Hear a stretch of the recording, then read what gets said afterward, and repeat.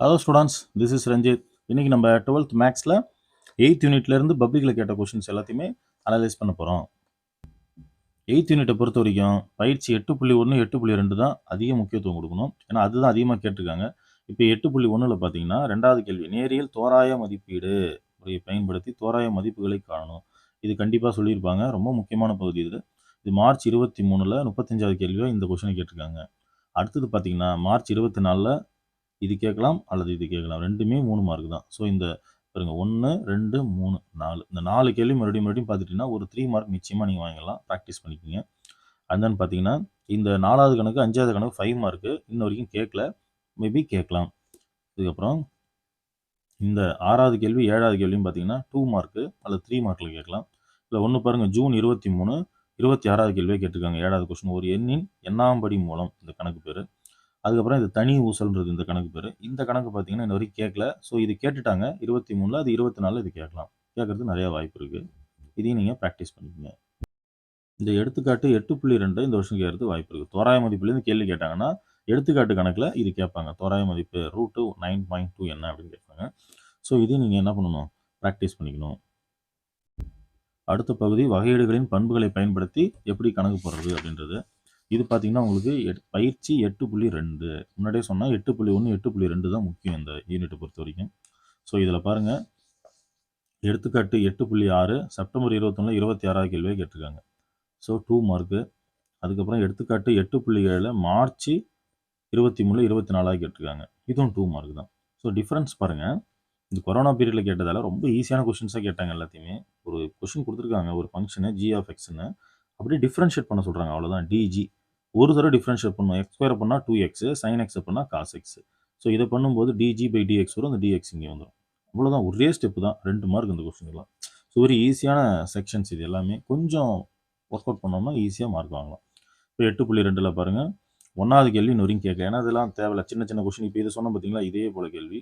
So இதுதான் முக்கியம். இது 2 கொஸ்டின் ஏதாவது ஒன்று கேட்டே இருப்பாங்க. ஆனால் இந்த கேள்வி மட்டும் பாருங்கள்.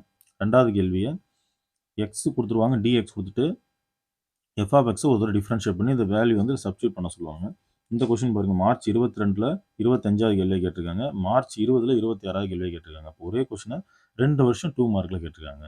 ஸோ இதை நீங்கள் நல்லா பார்க்கணும். அதே 8.2ல் பாருங்கள். அடுத்தது 7வது கேள்வி, ஒரு மனிதனின் இரத்த குழாயின் குறுக்கு வெட்டானது. இந்த கொஸ்டின் பாருங்கள், மார்ச் 22ல் 37வது கேள்வியை கேட்டிருக்காங்க. அதே போல் 6வது கொஸ்டின் பாருங்கள், ஒரு குறிப்பிட்ட பறவையின் முட்டை. இந்த கேள்வி பார்த்தீங்கன்னா செப்டம்பர் 21ல் 38வது கேள்வியாக கேட்டிருக்காங்க. அப்போ என்றைக்குமே நீங்கள் ப்ராக்டிஸ் பண்ணும்போது என்ன பண்ணணும், ஒரு ஃபார்முலா கற்றுக்குங்க. ஒரு கொஸ்டின் கேட்டாங்கன்னா அதுக்கு மேலே இருக்கிற கொஸ்டின் இல்லை கீழே இருக்கிற கொஸ்டின் ரெண்டையும் ப்ராக்டிஸ் பண்ணிங்க. எப்பயுமே நீங்கள் பாருங்கள், அடுத்தடுத்த கேள்வி தான் வந்துட்டுருக்கு. அப்போ 6 கேட்டாங்க, 7 கேட்டாங்க. இன்னும் என்ன கேட்கலாம் அப்படின்னு பார்த்தீங்கன்னா 8வது கேள்வி கேட்கலாம். ஸோ இதை ஒரு 3 மார்க் கேட்கறதுக்கு வாய்ப்பு இருக்குது. அது மார்ச் 24ல் கூட கேட்டிருக்கலாம். ஸோ இதை நல்லா ப்ராக்டிஸ் பண்ணிங்க. இதுதான் உங்களுக்கு க்ளூ. பார்த்தீங்கன்னா 4லிருந்து 4x1/6 வருடமாக இருக்கும்போது ஒரு நகரத்தின் வாக்காளர் எண்ணிக்கை. இந்த கேள்வியை நல்லா ப்ராக்டிஸ் பண்ணிங்க. இந்த வருஷம் கேட்கறதுக்கு வாய்ப்பு இருக்குது. அவ்வளோதான். ஸோ இது ரெண்டும் 5 மார்க்கு. இந்த வரைக்கும் கேட்கல. 9th question 10th question.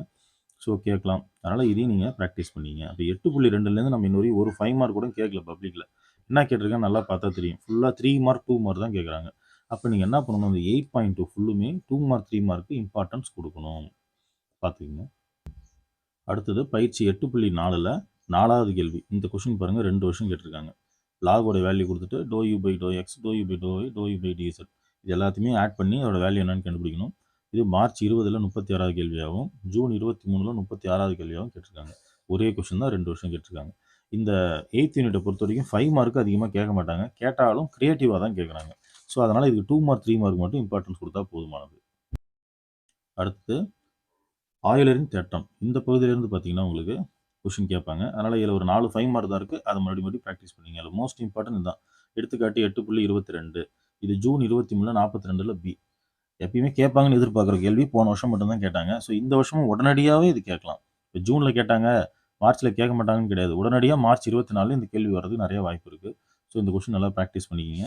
இதே போல் இருக்கக்கூடிய பயிற்சி எடுத்து 8.7 இதில் இருக்கக்கூடிய ஆயிலரின் தேற்றமான இந்த 2வது கேள்வி, இந்த 2வது கேள்வி 3வது கேள்வி இது ரெண்டும் 5 மார்க்கு. இது ரெண்டையும் நல்லா ப்ராக்டிஸ் பண்ணிக்கிங்க. ஸோ இதெல்லாம் 3 மார்க்கில் கேட்கலாம். இதெல்லாம் 3 மார்க்கில் கேட்கலாம். ஸோ இந்த 8.7 ப்ராக்டிஸ் பண்ணிங்கன்னா ஒரு 5 மார்க் வரதுக்கு நிறைய வாய்ப்பு இருக்குது. லாஸ்ட்டு பயிற்சி 8.8 1 மார்க் வந்துட்டோம். 1 மார்க்கை பொறுத்த வரைக்கும் 20 1 மார்க் தான் இருக்குது. கண்டிப்பாக 20லேருந்து 1 வந்துடும். ஸோ அவ்வளோதான் ஸ்டூடெண்ட்ஸ். இந்த 8ஆம் யூனிட்டை பொறுத்த வரைக்கும் ரொம்ப சின்ன யூனிட் இது. இதில் ஒரு 1 மார்க்கு, ஒரு 2 மார்க், ஒரு 3 மார்க் ரெண்டுமே வரும். 2 மார்க்கும் வரும், 3 மார்க்கும் வரும், 5 மார்க் வரும். ஆனால் க்ரியேட்டிவாக வரும். சரிங்களா? அதனால் நீங்கள் பார்த்தீங்கன்னா இதில் வாங்கக்கூடிய மதிப்பெண் பார்த்தீங்கன்னா ஒன்று 6 மார்க் வாங்கலாம், இல்லை 5 மார்க் கரெக்டாக வந்துருந்துச்சுன்னா 11 மார்க் வாங்கலாம். இவ்வளோ தான், ரொம்ப கம்மி தான் இதில். ஸோ இதையும் நீங்கள் ப்ராக்டிஸ் பண்ணிங்க. 2 மார்க் 3 மார்க் இம்பார்ட்டன்ஸ் கொடுங்க இந்த 8th யூனிட்டுக்கு. That's all. மாணவர்கள் அதிக மதிப்பெண் எடுத்து தேர்வில் வெற்றி பெற வாழ்த்துக்கள். நம்மளோட வீடியோஸ் எல்லாத்தையுமே உங்களுக்கு அப்டேட் ஆகணும்னா ரஞ்சித் மேக்ஸ்ன்ற நம்ம சேனலை சப்ஸ்கிரைப் பண்ணுங்கள். உங்கள் ஃப்ரெண்ட்ஸுக்கு எல்லாத்துக்கும் ஷேர் பண்ணுங்கள். தேங்க்யூ.